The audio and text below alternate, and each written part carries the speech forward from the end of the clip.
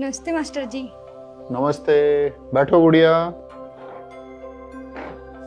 ये आप रजिस्टर लेके घर घर क्यों घूम रहे हैं और टीवी पे ये एसआईआर का क्या शोर मचा है? वोटर लिस्ट से नाम क्यों काटे जा रहे हैं? देखो, वोटर लिस्ट का काम हम सरकारी कर्मचारियों को दिया जाता है क्योंकि हम गांव मोहल्ले के लोकल होते हैं और सभी को जानते हैं। हम ही तुम्हारे बीएलओ अर्थात बूथ लेवल ऑफिसर हैं। तुमने जो अभी एसआईआर के बारे में पूछा है, इसका मतलब है स्पेशल इंटेंस रिवीजन, विशेष गहन पुनरीक्षण। ऐसा महाअभियान 2002 से 2004 के बीच 21 साल पहले हुआ था और अब उत्तर प्रदेश और अन्य 11 राज्यों में चल रहा है। क्योंकि इस एसआईआर अभियान के तहत बीएलओ खुद घर घर जाकर हर एक वोटर की जांच कर रहे हैं कि कौन जिंदा है, कौन मर चुका है और कौन 18 साल का हुआ है, कौन किस पते पर रह रहा है। इस तरह बीएलओ जांच करके वोटर लिस्ट को साफ सुथरा बना रहे हैं। मास्टर जी, अगर ये सफाई है तो लोग इसका विरोध क्यों कर रहे हैं? सुना है बिहार में अभी 65 लाख वोटरों के नाम काट दिए गए और विपक्ष के नेता कह रहे हैं कि चुनाव आयोग और बीएलओ जानबूझकर गरीबों, अल्पसंख्यकों और खास जाति वालों के वोट काट रहे हैं। क्या ये कोई साजिश है? तुम सही कह रही हो गुड़िया बेटा। बिहार में 65 लाख नाम काटे गए हैं, जिनमें ज्यादातर मरे हुए या दूसरे शहरों में शिफ्टेड लोग शामिल है। लेकिन गलतियां भी हुई है। बहुत से बीएलओ और अधिकारियों ने बिना किसी जांच परीक्षण के, यानी वोटरों के घर पर बिना गए ही स्थानीय नेताओं, मंत्रियों के दबाव में या काम चोरी करके ऑफिस में बैठे बैठे ही मनमानी ढंग से वोटरों का नाम काट दिया है या उन्हें दूसरे शहरों में शिफ्टेड और मृत दिखा दिया है, जिससे बहुत से जिंदा या अपने पते पर रह रहे वैध वोटरों का भी नाम वोटर लिस्ट से कट गया है।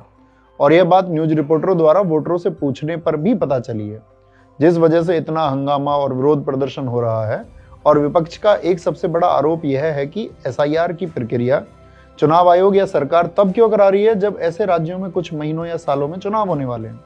और बहुत जगह ऐसा आरोप भी लगाया जा रहा है कि विपक्ष के द्वारा केवल विपक्षी दलों के क्षेत्र विशेष के वोटरों का नाम एसआईआर के दौरान टारगेटेड तरीके से काटा जा रहा है।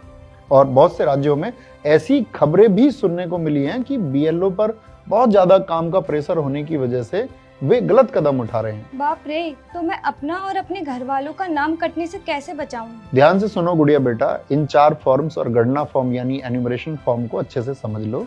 फिर तुम्हारा और तुम्हारे परिवार का एक भी सदस्य का नाम कोई भी बीएलओ या अधिकारी नहीं काट सकता। फॉर्म 6, अगर तुम 18 की हो गई हो या जिसका नाम कभी नहीं वोटर लिस्ट में जुड़ा तो वो फॉर्म 6 भरेगा।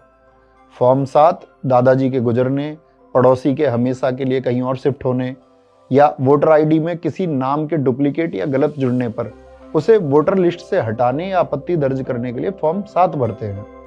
फॉर्म 8, अगर तुम एक मोहल्ले से दूसरे मोहल्ले या एक राज्य से दूसरे राज्य में शिफ्ट हुई हो तो तुम्हें अपना नाम कटवाना नहीं है बल्कि ट्रांसफर करना है।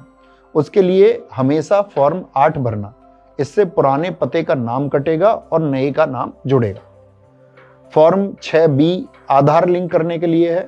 यह एक नया विकल्प आया है। अगर तुम इस फॉर्म को भरती हो तो तुम्हारे फॉर्म में गलतियां होने पर भी आधार कार्ड में उपलब्ध जानकारी के माध्यम से संशोधन करना आसान होता है। समझ गई मास्टर जी, लेकिन अगर कोई बीएलओ घर ना आए तो मैं क्या करूं? तो आत्मनिर्भर बनो, अपना फॉर्म निकालो और voters.eci.gov.in पर साइन अप करो या वोटर हेल्पलाइन ऐप डाउनलोड करो प्ले स्टोर से, जिससे तुम बिना किसी बीएलओ के खुद फॉर्म भर सकती हो।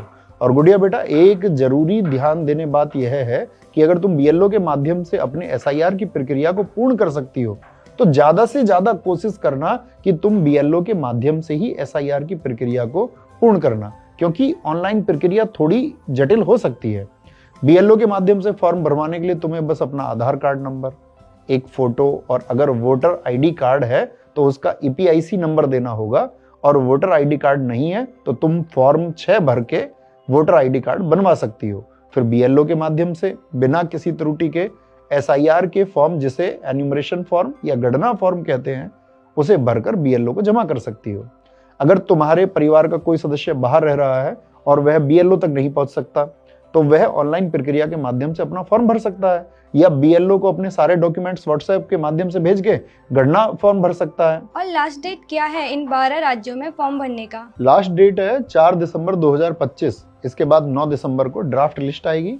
अगर तुमने फॉर्म भर दिया है तो तुम्हें एक रेफरेंस आईडी मिलेगी, जिससे तुम 9 दिसंबर से ऐप या वेबसाइट पर जाकर अपने स्टेटस को चेक कर सकती हो कि ड्राफ्ट लिस्ट में तुम्हारा नाम है कि नहीं। अगर रेफरेंस आईडी से चेक करने पर नाम ना दिखे तो तुम 9 दिसंबर से 8 जनवरी तक ऑनलाइन शिकायत ऐप या वेबसाइट पर कर सकती हो, जिससे सुधार हो सके।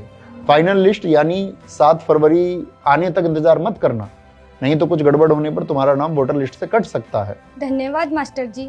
मतलब साजिश का डर अपनी जगह, पर अगर मैं जागरूक हूँ और सही तरीके से फॉर्म भर के अपने बीएलओ को जमा कर देती हूँ तो मेरा वोट कोई नहीं काट सकता। शाबाश गुड़िया बेटा, तुम बहुत अच्छे से समझ गई, लेकिन फिर भी तुम्हें कुछ कंफ्यूजन अगर रह गया हो तो तुम अपने गांव कस्बे के बीएलओ से संपर्क करके फॉर्म को अच्छी तरह से भर सकती हो। ठीक है मास्टर जी। जागरूक वोटर, मजबूत लोकतंत्र।